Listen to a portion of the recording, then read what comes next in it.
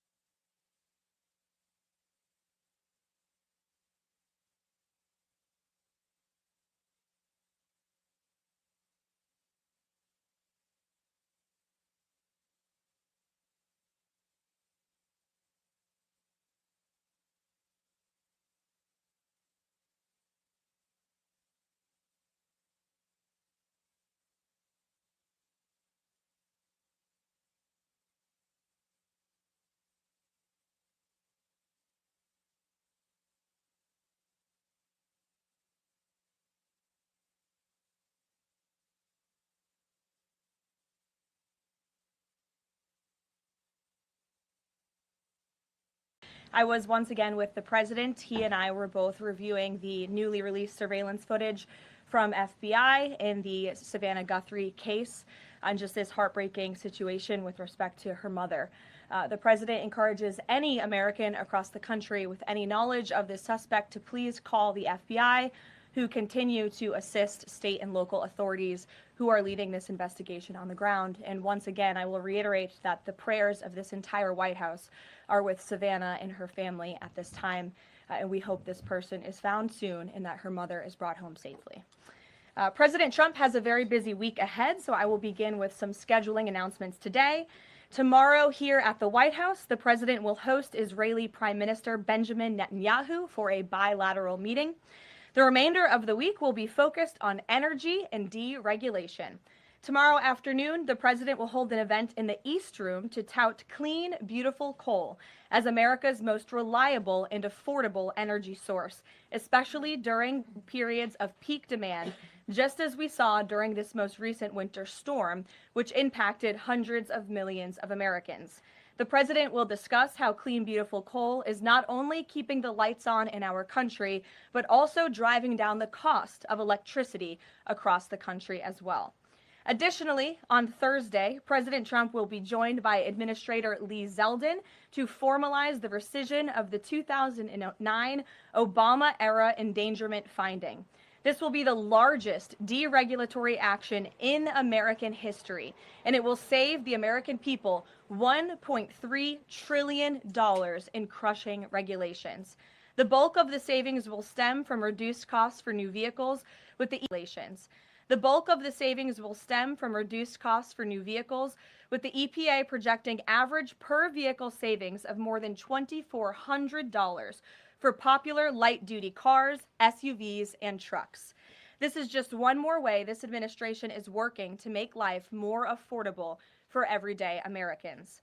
Overall, these groundbreaking actions from President Trump will drive larger economic growth, create thousands of good-paying jobs, expand manufacturing, increase consumer choice, and improve affordability for millions of families and businesses. Finally, on Friday, President Trump and First Lady Melania Trump will travel to Fort Bragg in the great state of North Carolina to meet with military families and the heroic members of our special forces who carried out the successful Operation Absolute Resolve in Venezuela and helped bring narco-terrorist Nicolas Maduro to justice. I know the President and First Lady are both greatly looking forward to this visit. Also, the First Lady will celebrate Valentine's Day at the Children's Inn at the National Institute of Health tomorrow, with children, families, and NIH staff involved in clinical trials. In other news this week, thanks to President Trump signing the largest middle-class tax cut in history, this is shaping up to be the biggest tax refund season ever, and we are in it now. President Trump and Republicans fundamentally believe that Americans deserve to keep more of their hard-earned money, not less, which is why he fought so hard to deliver this long overdue relief. From no tax on tips, overtime, or Social Security to auto loan interest deductions on new American-made vehicles, plus increases to the standard deduction and child tax credit, more money is flowing back into the pockets of hardworking Americans. We're already hearing from everyday Americans across the country who are reporting substantial tax savings thanks to the Working Families Tax Cut, which every single Democrat in Congress voted against. AMAC, which represents millions of Americans, has heard directly from more than their 1,000 members already about how the Trump tax cuts are easing cost of living concerns. I wanted to share a few of those powerful responses with you today. This one comes from Dean and Wendy in Wisconsin, who said, quote, instead of paying out $3,700 last year, we got back $2,500 in refunds this year. This is huge for our family. Steve from California said, quote, the new senior citizen deduction is a tremendous relief and has given us peace of mind and the freedom to truly enjoy the retirement years we worked so hard for. Eric from Nevada said, as a senior, no tax on Social Security helps me tremendously. The no tax on tips helps my daughter-in-law as a waitress. The no tax on overtime helps my son, who works constantly.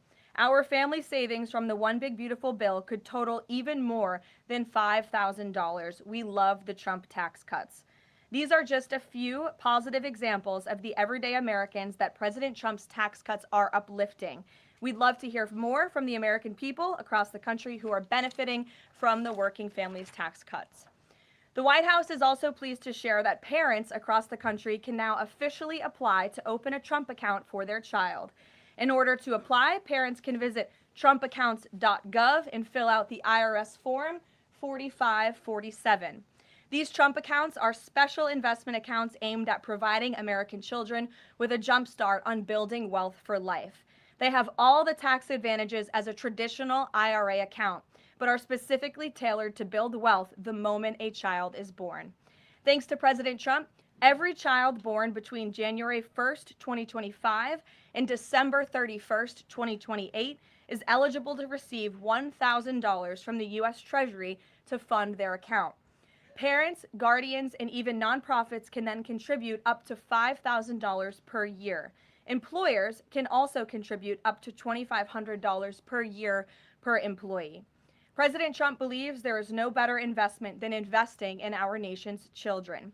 If you are a parent who maximizes contributions to your child's Trump account, its projected value could reach nearly $1.1 million by the time your child turns 28 years old, based on average historical stock market returns. Safe to say, the Trump accounts will give a substantial head start to position the next generation for a brighter future. And with the stock market exploding under President Trump's pro-growth policies, there has never been a better time to sign up for an investment account like this. The Dow Jones just shattered 50,000 for the first time ever on Friday, and the S&P 500 and the NASDAQ continue smashing record after record. So with President Trump in charge, Americans' 401ks and retirement savings are booming once again, and these new Trump accounts for America's kids will boom too.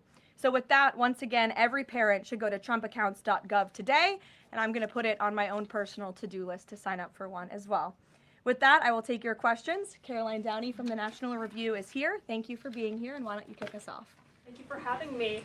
On the criticism that immigration enforcement has become arbitrary or not particularly prioritizing, Democrats have been circulating the statistic that only 14% of illegal aliens arrested under this administration are violent criminals, but we know that in deep blue cities with progressive district attorneys, it's common to plead down serious violent crimes into less serious offenses, which could be distorting those numbers. So given that backdrop, does the administration still stand by the messaging that you're targeting the worst of the worst, and does this prevailing narrative tell the whole story? Well, thank you for bringing this up, Karoline. I've seen this CBS report floating around.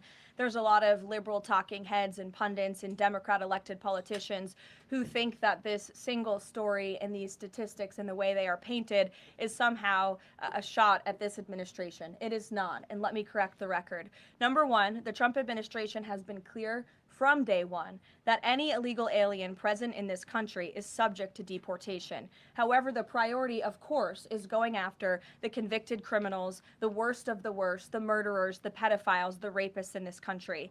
Interestingly, in the CBS story, what the Democrat talking heads on television are not saying is this line. Nearly 60% of ICE arrestees over the past year had criminal charges or convictions. And among that population, the majority of the criminal charges or convictions are for nonviolent crimes. Oh, well, what are nonviolent crimes, you ask? This has coincided with what DHS has been saying all along, that approximately 70% of illegal aliens arrested under President Trump have pending criminal charges and or prior convictions. And these so-called nonviolent crimes, drug trafficking, distribution of child porn, burglary, fraud, DUI, embezzlement, solicitation of a minor, and human smuggling, just to name a few. So just because a crime is not violent in nature doesn't mean that crime is victimless. And I can guarantee every single person who is out there on television right now pointing to these statistics that were taken out of context by CBS News would not want an illegal alien convicted of the distribution of child porn or fraud or DUI living in your community. So the Trump administration will continue our focus on deporting all illegal aliens present in our country with a focus on the worst of the worst criminals. Thank you for being here. Gabe. Caroline, thank you. And thank you for the update on our colleague Savannah Guthrie's mother. Is there anything more you can share? You said the president was reviewing that surveillance footage. What was his initial reaction when seeing those disturbing images? And does he believe that that suspect acted alone? I haven't talked to him specifically about the second point on whether the suspect acted alone or not, so I don't want to weigh in on the president's thinking on that. His initial reaction, of course, as all Americans, is just pure disgust. And again, it's heartbreaking to see now this footage really bring to life a story we've all been reading about. And again, we're just praying for the safety of Nancy Guthrie and that she will return home soon. And the president directed me to please encourage all Americans with any information to call the FBI, and we hope that this case will come to a positive resolution as soon as possible. We, of course, have a lot to talk about in a completely separate topic. I was hoping you can clarify something that's come up over the last several days, again, regarding a separate topic, in the Epstein files. According to newly released files, the president had a conversation with the Palm Beach police chief in the early 2000s, according to the police chief in 2019. The president has gone on record before, and he's told reporters that he said that that he had no idea about Jeffrey Epstein's crimes. During this conversation with the police chief, however, he did say, according to this recounting of it, that thank goodness you're stopping him. He also called Karoline Maxwell evil. So my two questions are, did that conversation with the Palm Beach police chief happen? And can you explain the discrepancy? What I will say is that the president has always remained consistent, and that he kicked Jeffrey Epstein out of his club at Mar-a-Lago because, frankly, Jeffrey Epstein was a creep. And unlike many other people who are named in these files, President Trump cut off his relationship with Jeffrey Epstein and was honest and transparent about that for years and years. And so I think what the president has said all along has always remained true.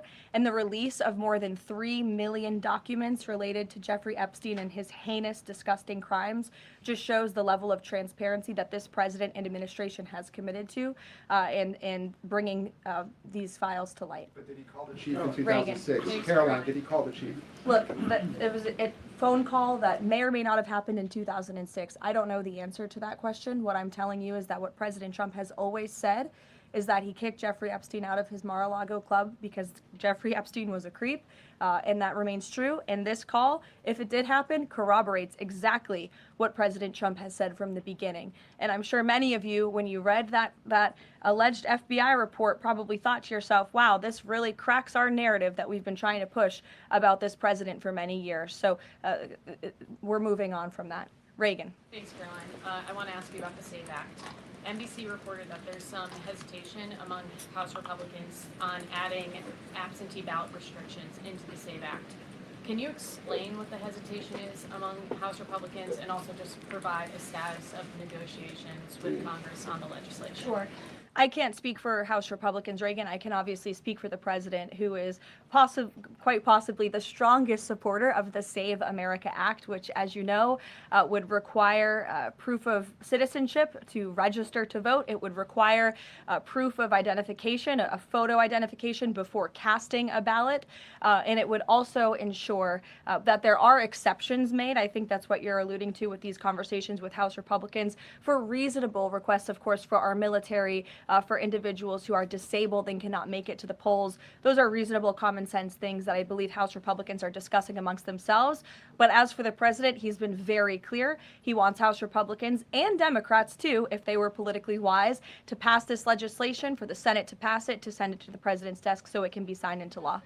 Follow-up. I'm wondering when the last time the president spoke to Leavitt was, and if he discussed using the standing filibuster to pass legislation. The president has given his position on the standing filibuster. As for his most recent conversation with Leader Thune, frankly, I'm not sure. I do know they speak very frequently. The president's in constant communication with both Leader Thune and the House Speaker, Mike Johnson. Stephen, I see we switched up our seating chart. Your direct line of sight now. Congratulations. Correspondents Association for recognizing the New York Post's reach. I've got two questions for you, one about the Guthrie case and then another about infrastructure. On the Guthrie case, does President Trump have a warning to the culprits here about what would happen to them, what federal consequences they would face if they do not release Nancy Guthrie unharmed? I think anyone who was involved in this depraved crime, this abduction, of course, we want to be seen held to the fullest extent of the law possible. Infrastructure, can you explain why President Trump asked Chuck Schumer to help him rename Penn Station and Dulles Airport after himself? Why is he interested in having his name on those two buildings? And why are the Gateway Tunnel funds the proper point of pressure to get that to happen? To your first question about the reading the president floated in his conversation with Chuck Schumer, as for the funding, the president has addressed that separately himself. Danny. Thanks, Caroline. Today, the vice president's account posted and then deleted a tweet about the Armenian genocide. And then last week, President Trump's Truth Social account posted and then deleted a racist video about the Obamas. And the White House again blamed that on a staffer. I wanted to ask you, does the White House have a social media problem at the moment? Do you have an auto-posting problem that's leading to these mistakes? No. As for the Armenian tweet that you're referring to, I would just refer you back to the White House's message that was issued on Armenian Remembrance Day, and there's been no change of policy at this time. Mary? Thanks, Caroline. When the president goes to Beijing in the spring, does he have plans to try and advocate on behalf of Jimmy Lai, who was just sentenced to 20 years yesterday? This is something I've heard the president advocate for both publicly and privately. I had the honor of being in that meeting with President Trump and President Xi in South Korea that took place, and this was brought up by the president himself. It is important to him, and he looks forward to visiting China in April. Go ahead. Thanks, Caroline. So some Republican lawmakers from Nebraska have said they're worried that the Argentinian beef executive order will sideline some American ranchers. How will the Trump administration make sure prices go down for consumers without harming those ranchers? Of course. Well, both things can happen at the same time. That's the president's belief. He wants to see prices come down. In fact, I just overheard him on the phone with Secretary Rollins. They were talking about something different, but he's always saying we got to make sure that prices continue to come down. As you know, Secretary Rollins successfully did that with respect to egg prices. Beef prices are coming down slightly, and the president wants to see that continue. He believes that a minor import to the country with cattle might be a short-term solution with respect to bringing down prices, but of course protecting our American cattle and rancher industry is a priority for the president, and he's in touch with those stakeholders. We've had them here at the White House a few times in recent months to discuss this issue directly. John. Thanks a lot, Caroline. Yesterday, the president on social media threatened to block the new Gordie Howe Bridge, which would connect Detroit to Canada. This is a bridge that was fully paid for by Canada. It used American labor to construct it. It used American steel to construct that bridge. The president in 2017 was actually in favor of this bridge, part of a joint statement that he put out when he met with the Canadian Prime Minister. Why has the president changed his mind as it relates to this bridge? I think the president was very clear and direct in his truth, John, but just to reiterate, the fact that Canada will control what crosses the Gordie Howe Bridge and owns the land on both sides is unacceptable to the president. It's also unacceptable that more of this bridge isn't being built with more American-made materials, even more so than what President Barack Obama committed to with the Canadians at the time, at the start of the project. He also believes that the U.S. should own at least half of the bridge, have shared authority over what passes across it, and participate in the economic benefits generated by its use. This is just another example of President Trump putting America's interests first, and so he made that very clear in his call with Prime Minister Carney earlier today. Phil. Thank you, Caroline. Sure. DHS Secretary Kristi Noem just posted a photo of herself signing the last contract to build a border wall between Laredo, Del Rio, and Big Bend, Texas, among reports that construction had stalled. Is the president satisfied with the pace of construction? The president wants to make sure that the full border wall is built as quickly as possible, of course. I know this is a priority for him dating back to 2016, and so absolutely he wants to ensure that the border wall is built under budget and ahead of schedule is how President Trump likes to view building projects, and that includes the border wall. Satisfied with the pace of construction thus far? I think the president is never satisfied. He always wants to ensure that things are moving along as quickly as possible, but I know Secretary Noem is on it, and she's doing a great job. Thank you, Caroline. You're welcome. Sure, go ahead. Thank you. Charlie. On the Nancy Guthrie case, is the president satisfied with the federal and local investigation so far? And has there been any more contact from the White House or the president with the family? I don't think anybody will be satisfied until this case is brought to a close and until Nancy Guthrie is returned home safely with her loved ones. Contacts? Has the president contacted the family since? Not since that initial phone call. Sure. Tamara. Thank you. The National Governors Association is removing a meeting with President Trump from his agenda because only Republicans were invited. Is the White House reconsidering inviting Democrats, or do you think Republicans are still going to show up? Like, where does that stand now? No, look, I just spoke with the president about this. It is a dinner at the White House. It's the people's house. It's also the president's home, and so he can invite whomever he wants to dinners and events here at the White House. I believe Governor Moore was invited last year, and he did not show up to the dinner last year. Nobody reported on it. But again, the president has the discretion to invite whomever he wants to the White House, and he welcomes all those who received an invitation to come. And if they don't want to, that's their loss. And on Ghislaine Maxwell, is the president going to rule out a pardon for her in her testimony, deposition yesterday? Her legal team seemed to be making a case, again, for a pardon from the president. Again, this is not something I've discussed with the president recently because, frankly, it's not a priority. He's focused on many of the issues that the American people are dealing with and providing solutions to those issues. So I haven't spoken with him recently. Last time we did speak about it, he said it's not something he's considering or thinking about. Go ahead, Bloomberg. Thanks, Caroline. Secretary Litnick today was testifying on the Hill, and he said that he had visited Epstein's Island in 2012 with his wife and children, and that's after he said that he had cut ties with Epstein. And Justice Department documents show that he was in contact with Epstein through 2018 over messages. So does the White House stand behind Secretary Litnick right now, or given what he has said today, has there been any shift in how the White House is viewing Secretary Litnick's performance? No, Secretary Litnick remains a very important member of President Trump's team, and the president fully supports the secretary. I will just point out that there are a lot of wins in the news this week that people in this room have not asked about because you continue to ask questions about the same subject, so let me point them out for you. Again, on Friday, the Dow shattered 50,000 for the first time ever. This week, the American Society of Plastic Surgeons came out in opposition to gender mutilation surgeries for children. They are the first major medical group to do so.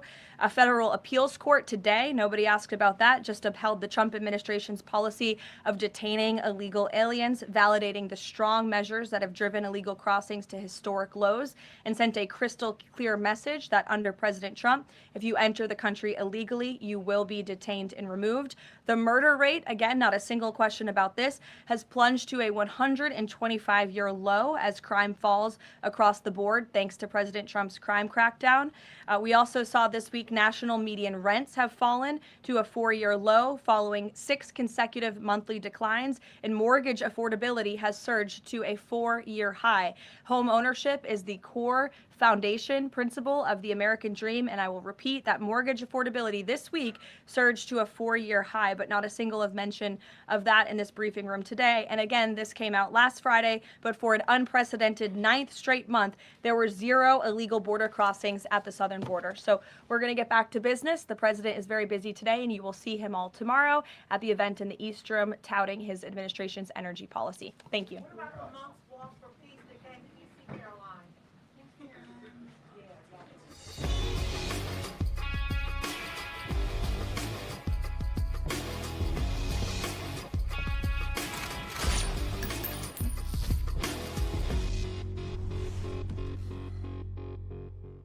What? Wrong answer. Be nice. I'd hate to have to come back here. Show where the truth gon' be. Faith and freedom on your TV screen. Stand up strong, battle through the night. The Benny Show's here, bringing liberty to life. From the speeches to debates, Benny sharp like a blade. Cutting through the lies, watch the truth cascade. With the warrior's heart, this man never fades. You know it's prime time when Benny invades. From saving the nation to stories untold, the Benny Show's a storm, see the truth unfold. Stay in the loop, let freedom take hold. Salting all the libs, soul never sold. It's the Benny Show, where the truth gon' be. Faith and freedom on your TV screen. Stand up strong, battle through the night. The Benny Show's here, bringing liberty to light. Liberty to light. Bringing liberty to light. Liberty to light. Bringing liberty to light. From the speeches to debates, Benny sharp like a blade, cutting through the lies, watch the truth cascade. With the warrior's heart, this man never fades. You know it's prime time when Benny invades. From saving the nation to stories untold, the Benny Show's a storm, see the truth unfold. Stay in the loop, let freedom take hold. Salting all the libs, soul never sold. It's the Benny Show, where the truth gon' be. Faith and freedom on your TV screen. Stand up strong, battle through the night. The Benny Show's here, bringing liberty to light. Bringing liberty to light. Bringing liberty to light. Bringing liberty to light. Bringing liberty to light.